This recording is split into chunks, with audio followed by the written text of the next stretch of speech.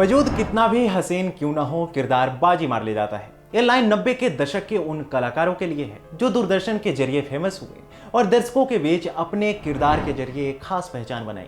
दूरदर्शन पर काम करने वाले कई कलाकार आज भी नजर आते हैं, लेकिन कई कलाकार ऐसे भी हुए जिनका किरदार आज तक लोगों को याद है, लेकिन उनकी मौत इतनी भयानक थी कि आप सोच भी नहीं सकते। नमस्कार, मैं हूं आपके साथ अवनीश और आज की वीडियो में मैं आपको दूरदर्शन के उन 5 सबसे चर्चित कलाकारों के बारे में बताऊंगा जिनकी दर्दनाक मौत हुई थी। उससे पहले यदि आपने अभी तक हमारे चैनल को सब्सक्राइब नहीं किया है तो जल्द से जल्दी से सब्सक्राइब करें और वीडियो को लाइक करें। हमारी इस लिस्ट के पहले स्टार हैं मोहन गोखले। इन्होंने कई शो और फिल्मों के साथ ही कई सारे प्ले में भी काम किया, लेकिन कॉमेडी शो मिस्टर योगी के जरिए इन्हें लोकप्रियता मिली और इसी शो के कारण उन्हें लोग मिस्टर योगी के नाम से जानने लगे। यह जब अपने करियर के पीक पर थे। उसी समय 1999 में हार्ट अटैक से उनकी मौत हो गई। उनकी मौत का कारण भी आज तक काफी लोगों को पता नहीं है। आपको बता दें कि इस दमदार एक्टर की मौत कमल हासन की फिल्म हे राम के शूट के दौरान हुई थी। शूटिंग के दौरान एक रात अचानक उन्हें हार्ट अटैक आया और उनका निधन हो गया। हमारी इस लिस्ट के दूसरे अभिनेता हैं समीर खाकर। इस एक्टर ने दूरदर्शन के चर्चित धारावाहिक नुक्कड़ में खोपड़ी के जरिए अपने किरदार का लोहा मनवाया था।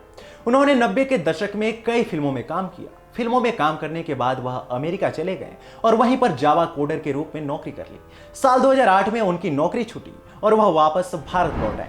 यहाँ आकर उन्होंने डीडी मेट्रो के कई धारावाहिक और फिल्मों में काम किया। G5 की वेब सीरीज सनफ्लावर में भी उन्होंने काम किया था, लेकिन भारत लौटने के बाद पहले वाली इज्जत और शोहरत उन्हें कभी नहीं मिली।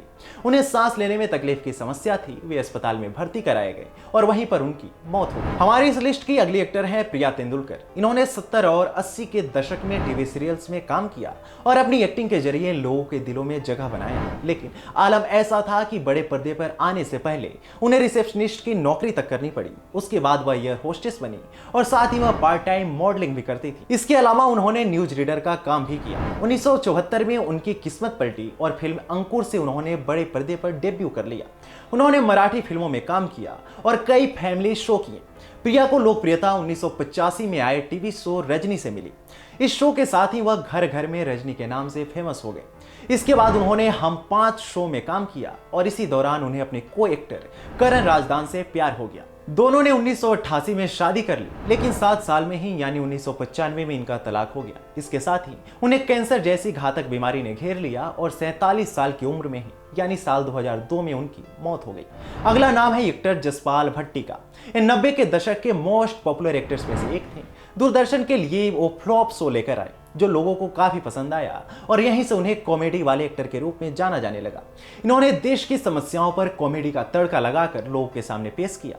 जसपाल भट्टी ने टीवी के लिए फुल टेंशन, हाय जिंदगी बाय जिंदगी जैसे कार्यक्रम दिए। इसके अलावा इन्होंने फना, हमारा दिल आपके पास है, अब लौट चले, इकबाल और कारतूस जैसे कई बॉलीवुड फिल्मों में काम किया।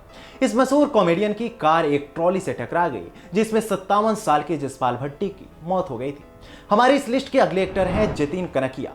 दूरदर्शन पर आए शो श्रीमान श्रीमती से इन्हें प्रसिद्धि मिली। इस शो से हिट होने के बाद जतिन कनकिया ने केशु, दिलरुबा जी, कोकी और प्रेमा जी को भूलना आसान नहीं है, साराभाई वर्सेस साराभाई, तारक मेहता का उल्टा चश्मा और दी कपिल शर्मा शो में भी काम किया और इस वजह से उन्हें प्रिंस ऑफ कॉमेडी भी कहा जाता है।